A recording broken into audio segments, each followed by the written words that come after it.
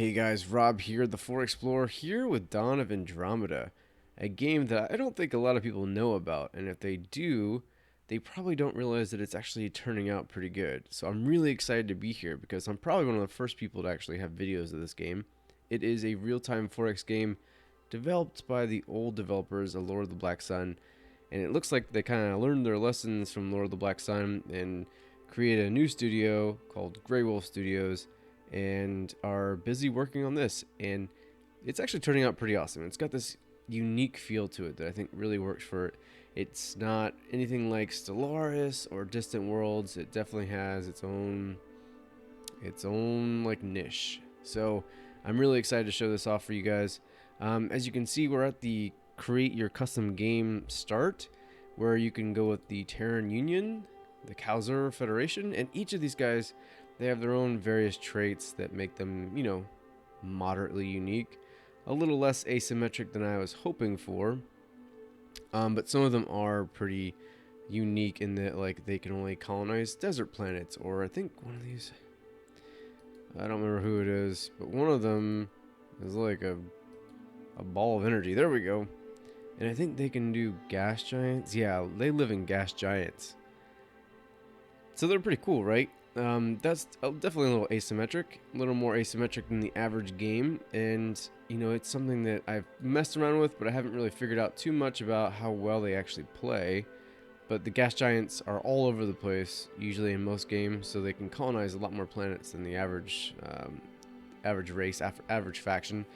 What I think I'm going to do, I'm going to find like an industrial race. I think this one's industrial. The Dracos Order. They're also religious. We'll get into that in here just a little bit. They're cultured. They have lonely nature, so their actually relations are reduced by 3. That may not be as great as I'd like it to be. These guys are pacifists. These giant, like, horn-eating things are pacifists, believe it or not. Their farming infrastructure is built 35% faster. They have a bonus. Ooh, and they actually could do pretty good research. Maybe I'll work with them just to kind of... Well, let's keep going. Let's just see who else is there. So we've got the Atheists, which are basically like cyborgs, I think. Yeah, and they're pretty cool. They're militaristic. They're also hard workers. They're deceitful. Then we have like the characteristic technological brainiac big-headed aliens. Then of course we have the energy balls here. The Kalzurs are very good at culture. They're also pacifists. They are lonely. They like desert planets, and they're irreligious, which I'm guessing means they don't like religion. I don't know if irreligious is a word. So let's go. I think the Alcar are gonna be my people. Let's go with them. All right. So standard setup. Really, you can just scroll down and show that you can add all these empires. I've added all of them. You can change the objective to defeat all factions, research, enlightenment, all that stuff. I'd really like to see something that just sort of said any. I don't really like there to be an objective from the beginning of the game. I like to kind of figure that out as I go. So I'd like various paths to victory. Each game, I don't have to choose one. So as I start, I can just choose that. So this objective thing, I'm not a big fan of. However, I am a big fan of the chance to start as even the smallest of the small to an advanced empire, or you can just switch it to random. So you can actually have like a small empire going and just start from there, which I think is really cool. Most RPGs, most 4X games don't do that, and I think it would be really cool because I like the idea of, occasionally maybe starting with an advanced race and like just sort of fleshing my, like finding my way and all that. So that's pretty cool. Everything else is pretty normal. I like to set this to rare because I don't really like there to be too many habitable planets because it becomes a giant rat race to get all the planets. Other than that, I like to keep everything else the same. And we'll just, I'm just here to show you kind of what the game looks like. I'm certainly not here to do a full let's play, so just stick around for maybe a couple episodes as I show off a little bit of Dawn of Andromeda. In fact, I think that's what my whole channel focus is going to be starting now. I'm just going to be like an explorer of 4X games. I'm not going to be necessarily like a full-on let's play. So despite their menacing looks, the Alcar usually try to avoid conflict wherever possible, and in fact are lovers of art, being great sponsors of poetry and theater. That doesn't mean they're weak though. They are capable farmers and scientists, and even know how to use their terrifying appearance to their favor when it comes to imposing their will on other races. So cool little start. So this is your council, and this is not a gameplay mechanic I am completely like I haven't completely grasped it yet, and we'll talk about it now, just a little bit. But as you can see, each of them have like a different outlook, and your council you're gonna choose now, but your council I've found is a little bit easier to deal with when they all are the same, because then you can kind of figure out what their goals are. But the problem is they don't really tell you too much about what their goals are, like what it is that they want from your empire. So that could be fleshed out a little bit. But so let's take a liberal guy who, oh, see if he's in the council, he actually has a -1 penalty to relations. So maybe we won't do that one. Let's see what he is. He's disloyal, so he could quit. But he is fanatical. Penalty on his happiness caused by the empire having a different government type is doubled. So if I'm not a democrat or democracy, then he's not going to be very happy. But he gives a 3% empire-wide bonus to happiness if he's a council member, and he gives faster social infrastructure development if he's a governor. So this guy here, Kagakanashikao, not following his advice has an impact twice as big on his happiness, but he's an industrialist, faster industry infrastructure if he's a governor. So he could be a good governor. And then so on and so forth. So you're gonna just look at all these, figure out who you want on your council. And again, it's not. This is a part of the game that I think needs to be fleshed out a little bit more, and it could be a really cool part of the game. So let's just go ahead and just select. We'll just take a nice little balance of various traits. There we go. There we go. So. And we're going to start off by starting our research. So we're going to go to research menu. Here down the bottom are the tabs. You start off with the military technology screen. We're going to start with one of the social or like infrastructure technologies, which I'm going to go with solid fuel engines because that'll help me get all my ships moving faster. I'm going to go ahead and hit research. You can right click to leave this menu, which I love. I love right clicking to leave menus. I wish more games would do that. So right click to get out of it. We're going to go ahead and pause it so I can show you, but here is the main screen, right? We can zoom out a little bit and you can see what's going on. You can do WASD to move around, or you can pan at the various screen or the very edge of the screens, blah blah. Same way some most 4X games are, but I wanted to kind of give you an idea of how it looks and how it feels. And then we're going to look at all the stuff that goes on here. So at the very top, we're going to look to see our treasury, which is pretty obvious. Our approval rating, 60%. Our food, this is going to be really important to us. Our prosperity, which is also going to be really important to us. Research, we are researching right now. And our influence, which is a major factor in diplomacy. It also takes a really long time to accumulate unless you start doing things like researching stuff, or even various diplomatic arrangements can grant you some influence. So it's kind of a cool little resource. And let's start by coming up here to see what our government looks like. And our empire traits are pretty obvious. You can go through them and see what it's up. We also have strategic resources from the very get-go, which is great, because generally they're things that you are going to have a hard time finding because they are rather rare. But strategic resources, there's I think at least a dozen of them, if not more. And this one, coal, speeds up industry infrastructure development by 20%, which is actually really good. So we're excited about that. And then you can also take a look, and this will give you the same stuff that you're going to see up here, but just at a different glance.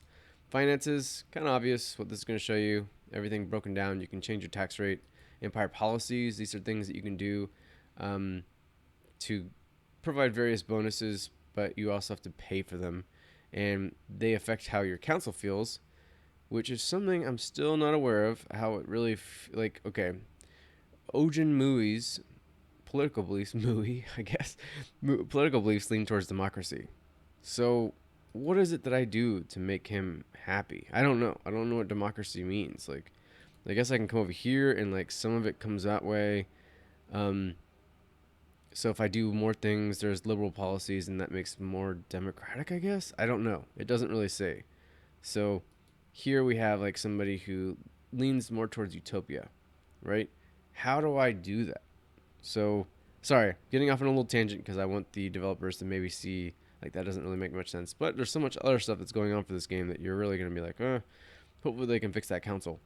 Um, Emperor log. This is gonna have a bunch of things as things, like I don't know. They're populated with various exploration excitements or other to do things. You'll see this list kind of increase, and we'll come back to it so I can show you what kind of stuff I'm talking about. So let's go to one of my favorite things. Easily one of my favorite things is colony management. Now they definitely need to do something with this menu item here. I mean, who the hell would look at that and be like, oh yeah, that's planet menu, but that is the planet menu. So maybe they should probably have a nice little UI button that says colony management or anything other than this. But that's what we get. So we'll go to planet menu. And we're going to choose a governor for this. So this can be a dictatorial with the ability to create faster research infrastructure. Or we can do this one who gives... Oh, he was the one that I thought would have been a good for our council member.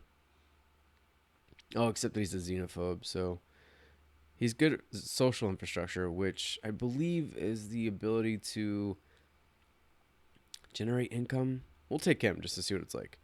So here we are at Yolkar 5, and this is your fledgling colony here. And there are a lot of things going on here. You can start building ships, which you're going to. We're going to build 2 scouts right off the bat, and then maybe a survey ship. And actually, we'll take the survey ship out for now, just in case. They do cost money, so you want to be keeping a close eye on your money because it's actually very hard to generate money for at least the first while. It's very difficult. So here, you'll build your ships. You can actually tab over to this where you can build stations. And they're basically like battle stations and stuff like that. Here is the infrastructure tab. And this is where you're going to invest more or invest less money into various infrastructure items that will basically... great, I left my friends tab open. But no, this is basically where it's going to be increasing like various, models of your infrastructure, just like I said. So if you want to increase your ability to research at this particular planet, you can invest more, and it basically levels up. That's what it does. It takes some time to level up, and depending on what kind of bonuses you have, like this guy has the bonus to... can I look? Can I see? No, of course not. It would be nice to be able to go back and see what his bonus was, but I'm pretty sure it was social infrastructure, which does increase approval and increases tourism income. So I'll invest more into that.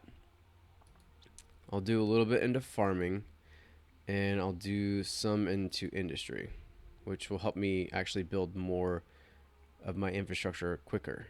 So farming will give me more food production, and as I'm at 0 right now, I want to make sure that I'm above 0, and we'll invest more into industrial so we can continue to build these various infrastructure items a little bit faster. This is your trading and resources. So as you as you develop and find more resources, you'll have the list going on here, which will actually help you either export it or, in this case, like surplus, where it says 1 surplus coal. It speeds up industry infrastructure development by 20%. So I'd want to export that, and I can actually my next colony will be able to import that with the trade ship that you will get here. So we will develop that. In fact, we should probably develop a colony ship before we develop a trade ship. So let's do that in that order. I do wish you could drag and click, but you can't just yet. Again, this is... I should have said this. I should have said this in the very beginning. This is early access, or not even early access. It's in beta. I don't know if they're going to beta or, I mean, if they're going to early access or if they're just staying in a closed beta, but this is not complete. So I apologize that I should have said that way long time ago. So let's go ahead and click on trade ship after the colony ship, and we can have that going once we just develop our second colony. And as you can see here, now that I've exported coal, people can actually come and grab it. So if I end up making contact with another alien race, they can actually then trade me for coal, and I get credits, 5 credits, as you can see. So let's go ahead and start. As you can see here, the build queue is basically, building the scout here, and you can watch it. This is real time. I've mentioned that before, but I just want to verify that you guys know that. Up here, you can see where you can pause. You can speed it or slow it down to slow, speed to normal, and then fast forward time. And you can use the space button to slow it down and stop it completely, actually. So now it doesn't, space button just goes to play or to regular speed. For some reason I thought it was pausing it. All right, so you know what, I forgot. Now in these builds there's actually a scout already, so we can go ahead and hit auto explore. I do wish these were color coded, maybe just better. Maybe even like the UI in this game is definitely one thing that I wish could be spruced up a little bit, fixed, made better. I don't know, but like these icons right here could probably be better served by being bigger and being over to the right of this, or even bigger and being on top. But they don't feel right there. Maybe someone who's watching can be like, yeah, I have a really good idea, and give the devs the idea, because like I said, there is a lot of things I really like about this game, and you'll see them as we progress. Alright, so our scouts are going to be sending off their exploration missions into various star systems. There are star lanes here. I haven't gotten far enough to know if they end up being circumvented through technology, but for the time being, there are star lanes, and they work out pretty well in this game. So if star lanes are a huge issue for me, or for you, sorry, I understand that, but at the same time, I think this game does them pretty well, especially since it is real time. But maybe somebody who has more experience with this game can tell me, or tell the audience, whether or not there are ways to circumvent the star lanes later. Some sort of technology. So here's a colonizable planet. Its trait is highly fertile lands, which means double the food production on this planet. We do have food here as a base resource, and living conditions are decent. So these are really good things.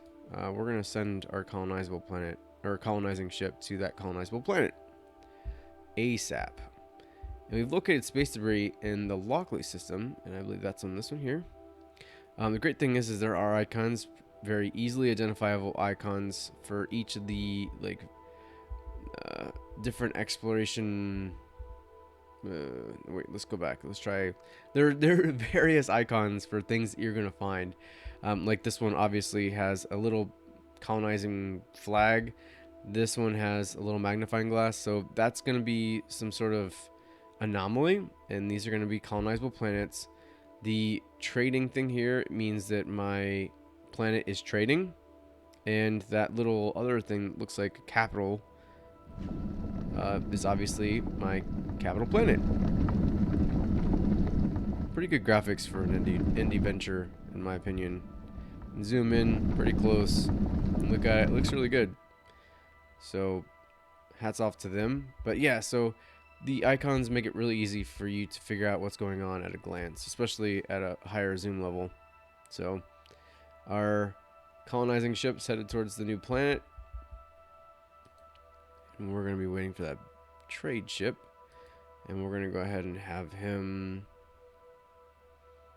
Does it auto trade? No, it doesn't auto trade. Well, once this planet is ready to go, we'll have them start trading with them, and we'll go ahead and set the survey ship up, since we're going to want to go ahead and survey that spot right there. So there are various things that you can find with these surveyable spots. I'm trying to think of things. Like, there's some benefits to research. There's benefits to credits earned. There's been a lot of things, and I'm trying to remember them now. I can't remember a single one of them, but those are a couple that I can remember right off the top of my head.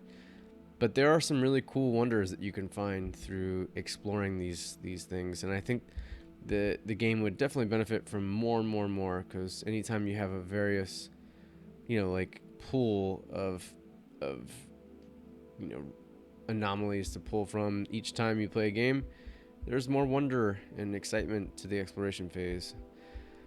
So there we go. We've colonized Mylar 4. We're gonna appoint a governor here. This one's the only one I have right now, obviously. So he's disloyal, which means he might just leave. He's fanatical, which we talked about, and he's creative. So his research infrastructure is going to be faster here. We'll have to remember that about this guy, since I can't see it once I shove him here. Unless it shows here. Oh, maybe. I guess that's sort of the same thing. Yeah, but we've also got that double food production on this planet because of its innate trait.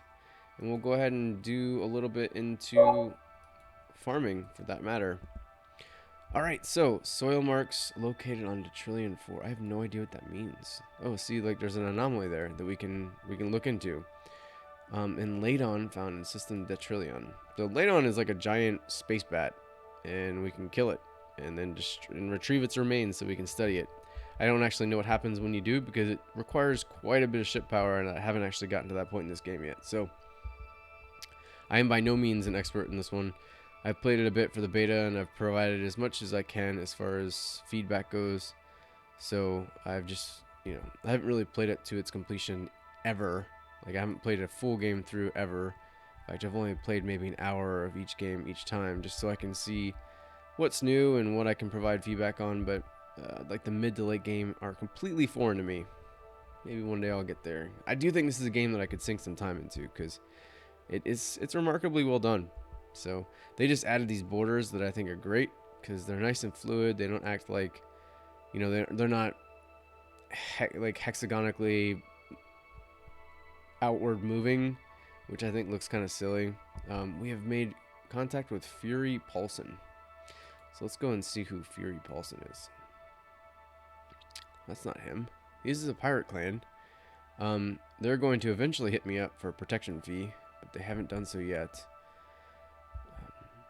But yeah, so I think the borders definitely add a nice little flavor touch to it. And I think this is actually a different galaxy color than the ones I've been playing, which I also think is great. I think they should have a bunch of different galaxy colors to kind of make them all look different and new. Just like every time you play a game here, it should always be different. There should always be different outcomes and all that nonsense. And we got the survey ship ready. Let's go ahead and send it over this way and see what's there. So we'll start speeding things up. I do wish that, so once I get to this point, right, so I speed them up. I really wish that once I hit spacebar, it went to pause, and then when I hit the spacebar again, it went back to fast forward. I don't know why they do it this way. So, yeah. One level, this is a gameplay preview, and another level, it is my feedback in video form. Looks like my scouts are moving through. They're finding new and crazy new planets. And we've got soil marks located on Zuri 1. And then we've also got our survey complete, which has finished surveying a space debris but found nothing of interest. I think that's the first time I've done that. You didn't look hard enough, I guess, then. So where are they finding other things? There's one here. I remember there was one other one. There we go, Detrillion. So I think there was also that monster here in this particular system. So maybe it would be worth going to Zri, unless there's one over here. There's not. So let's take my survey ship and send them that way.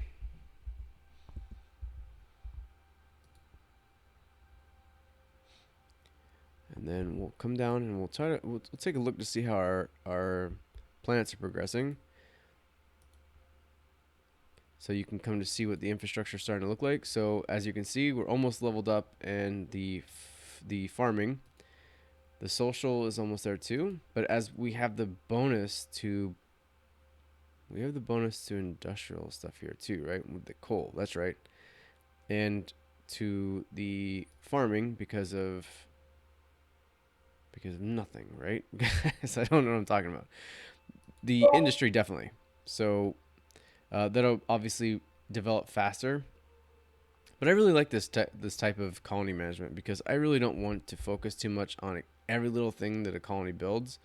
I want a general direction and for me to focus on other things. So the Mercer clan has a message. Let's go talk to the Mercer clan.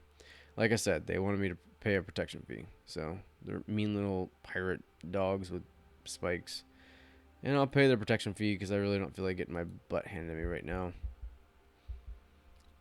Although I've never actually seen pirates attack, which is not a good thing. Again, beta. At the very least, not a released product. So I don't know where they're headed with this. I would like to see an early access period because I really think that this game would benefit very much so from an early access period. The Kalzur Federation. Let's go talk to the Kalzurs. All right. Hello. Distant thunder, the sound of a storm beginning or one about to end. So I really like the fact that each of these have like various flavorful diplomatic texts. And they all kind of suit their personality and their directions. So I really appreciate that. Here you'll see the various diplomatic options. You can declare war, you can impose an embargo, declare friendship, praise, insult. And as you can see, as I mouse over these, all of them cost various influence costs. Impose embargo does not. Declare war does not. But you need to cast a belli unless you want more warmonger traits. I've never actually declared war. I've had war declared on me, so I don't know how much the warmonger stuff becomes an issue. Hopefully, it's nothing anywhere close to some of that Civilization 6 stuff that's going on. But you can fabricate Casus Belli to obviously reduce or completely nullify that warmonger trait penalty. And you can send proposals where you can offer various things to trade, just like you can in most other games. But it's all kind of well done here. Oh, I didn't mean to do that. It's all well done. Like, it's all things that you'd want, and it's all there. And again, you can see what the relations are if you have any sort of intelligence on them. You can check your active treaties with them. And the influence is definitely a bottleneck. So you can't be doing too much. You can't be making too many friends. You can't be doing really anything without developing at least some influence, which, again, you can get from various research stuff. Then you get some from just time. See right there, it says our influence will increase in 1 month and a week. So, yeah. All cool things. And again, like, if they can... Oh, yeah, that's right. See, there is a late-on in the trillion system that I was talking about. Hopefully my survey ship can get out of there before it gets destroyed. Probably not. Oh, it did. Good. It's trying to kill my other stuff, too. Get away from it. Get away. Get away, crazy space bat. So... there we go. He's headed to that one spot there. The Zri anomaly. Haha. I did it. And we're going to keep going. I'll play for another 10 minutes or so, and then I'll cut this relationship. Cut this relationship, seriously? I'll cut this episode. I've got relationships on the mind. I don't, actually. But we'll cut this video close. Before we do that, I'm going to go ahead and show you some of the other stuff. We have the research menu, available projects, which are things that you can find along the way. Right now, you can study the Kalzur, which will increase our relations with them. Artifacts, you'll find various artifacts through surveying anomalies and stuff like that. Diplomacy, which we've already talked about quite a bit. And here's our shipyard, our units list, which can get very long. I do wish that this could use a little bit more love. I think these various rows could be smaller as to avoid this crazy long list. Even just a couple minutes worth of playing can end up showing. And then ship designs where you can actually create new designs. So let's create just a brand new design, right? And you can see they have like little ship models. The ship models are actually, I think they're different for each of the races. I'll have to confirm that. And then you can just add various modules. Nothing super crazy, but it is kind of cool to see your various ship designs fight it out, because it is much more RTS in the sense that you have full control over each of your ships than maybe some of the other recent real-time strategy or real-time 4X games like Stellaris or um, yeah, that's the only one that comes to mind right now. So but yeah, there's some cool things here that you can really do a lot of cool things with. um, I'd like to see that expanded a little bit, but again, it's beta, and again, this is an indie effort, so I think there's a lot of things that are really exciting about this game. Last things last, or yeah, I guess it doesn't really. It's last things, whatever. You have controlled planets. You can find out where your colonizable planets and basically do your expansion planning from there. Trading, you can show that the owner of this one is selling coal, and that will end up being something that comes into play once we get trading routes going with other races. I guess I can't really trade with my own planets. I thought you could. And then items of interest. So you can see what everything is and where they all are, what is actually generated from it, and who is exploiting it. So let's go ahead and actually see. Well, I don't see where the actual. Yeah, I don't see where the Kalzuras are. But maybe, yeah, it won't even show me. There's no way to like set up an embassy or anything like that. So once I do find them, I can send that trade ship there, and we can get that trade going. They can take my coal, and I can sell it to them for whatever it is I sell it to them for. Whatever the going rate is. I believe it's 5 BC is what we sell. Okay, so here's somebody. The Kalzur. Okay, that must be them, right? No, that's the Gartha clan, so that's pirates. The Gartha clan has pirates. Greetings, Olkar. As you may notice, this galaxy is very dangerous, but we can protect you for a fee. What do you think? I'm going to ignore them and see what happens. Well, we warned you. Yeah, I don't know what you're warning me about, because I've never seen you guys attack. I'm sure you do eventually. Whoa. That was a loud noise. I'll probably have to turn that down for any other episodes. So solid fuel engines are complete. Cool thing about this particular research system is that you don't really know what's going on beyond here. So you can get to the next one, and then you'll find out what's beyond it after you get to that. So that's the case with all of these. Yeah, so I think that's really cool, because I don't actually know what goes on beyond most of the second tiers because I didn't make it that far. So let's come back to the social stuff, and I think this is a good one. Speeds up the rate at which new buildings are built by 20%. I think that means any of the new infrastructure items gets built 20% faster, which I really can appreciate. So we're going to do that. The Orlith greets me in your mind's eye. The Orlith stands amidst waving ferns. From all around come the sound of fellow headhunters, poised but intrigued. The Orlith steps forward slowly. Greetings. So they're like some sort of telepathic big heads. I think that's them right there, right? Are they the dark green? No, that's the Kalzors. Alright. So that's cool. I found the Kalzors. Oh, and I can just click on that. I guess that makes sense. So let's send my trading ship there. Oh, it's not exporting any resources, so I can't just send it that way to sell stuff. Alright. Well, that sucks. Things I'm still learning, I tell you. So, alright. Well, in that case, what do I do with my trade ship then? I thought it could send things out, but I guess not. I do wish there was an automate button for that. It just would find something to trade. I'm such an automator. I really like automated stuff. I like sort of like the big picture elements of 4X games.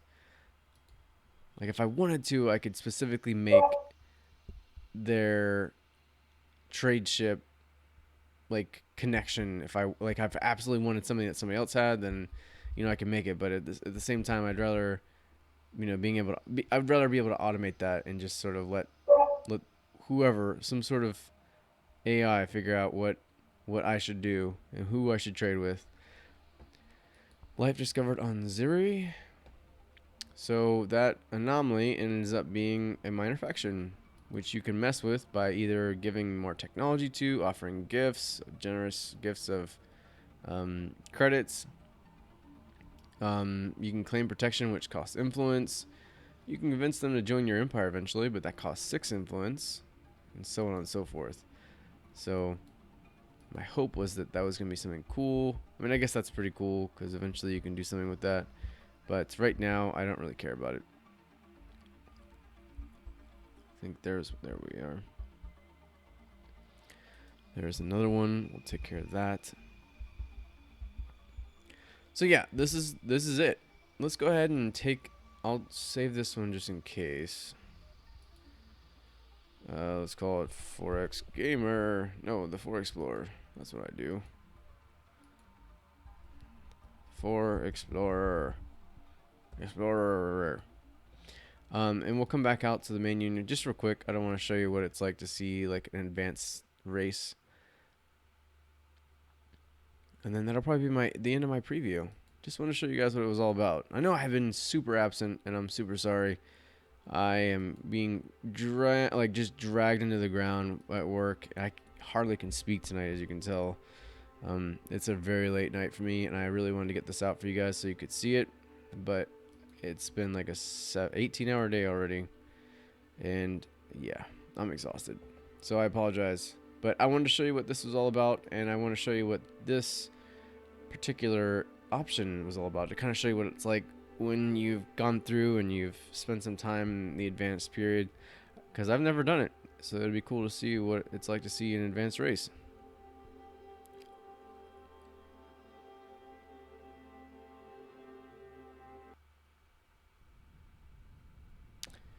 Alright, I won't even go through that. You guys can do that. Select.